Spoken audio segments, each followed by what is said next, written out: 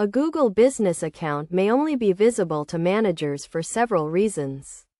If the business has not been added to Google, it can be claimed by visiting the support website and following the provided instructions. Pending verification or reviews can also cause this issue, as some profile approvals require manual review. But the business will be visible to everyone once the verification process is complete. Additionally, if a business profile is marked as closed, typically after a reopening, it can be reinstated by following a guide. Suspension due to policy violations can also occur, and a lack of a place label can limit a business's visibility on maps. To resolve these issues, ensure all business information is accurate and up to date. Optimize the listing with relevant tags. Post regular updates. Respond to reviews.